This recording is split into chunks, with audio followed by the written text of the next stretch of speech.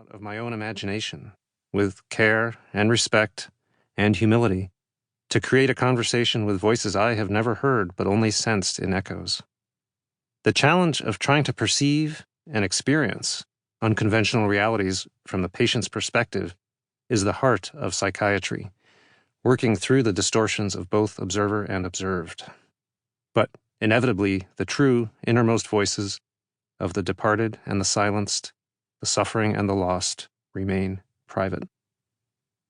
Imagination here is of uncertain value, and none is asserted, but experience has revealed the many limitations of modern neuroscience and psychiatry in isolation. Ideas from literature have long seemed to me just as important for understanding patients, at times providing a window into the brain more informative than any microscope objective. I still value literature as much as science in thinking about the mind, and whenever possible, I return to a lifelong love of writing, though for years this love was only a banked ember, covered with science and medicine like drifts of ash and snow. Somehow, three independent perspectives, psychiatry and imagination and technology, together can frame the conceptual space needed, perhaps because they have little in common. Along the first dimension is the story of a psychiatrist,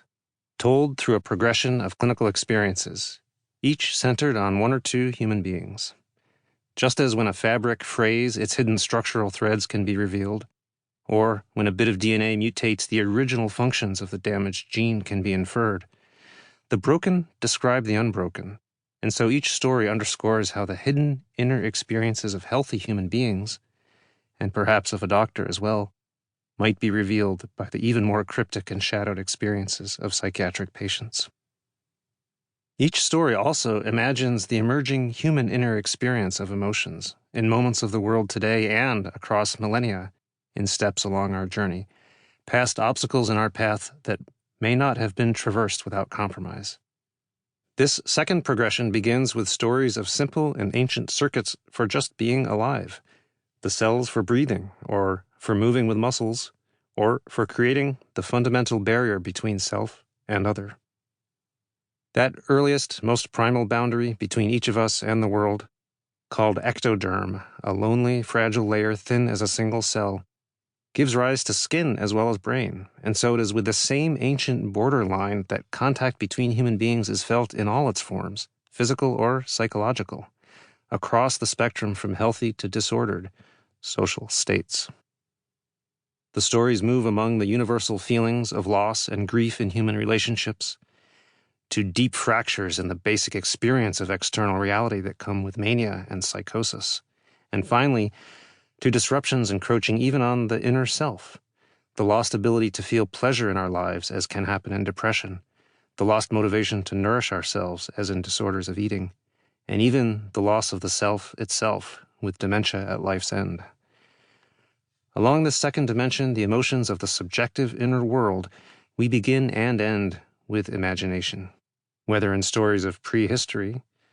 feelings leave no fossils, we cannot know what was felt in the past, and so we do not attempt to be evolutionary psychologists,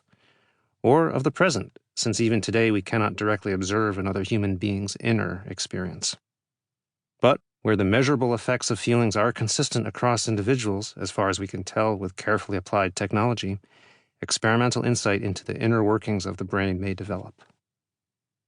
Along a third dimension, each story reveals this rapidly emerging scientific understanding, with clues from both healthy and disordered states, supported by experiments and driven by data.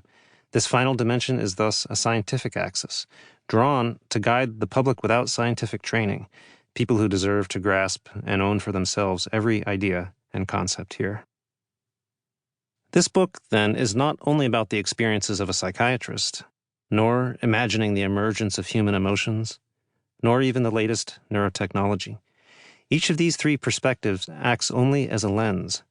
each focused in a different way on the central mystery of feelings in the mind, each providing a different view of the same scene. It's not simple to fuse these disparate perspectives together into a single image, but it is no more easy to be human or to become humanity, and the volume can, in the end, achieve a sort of grainy resolution.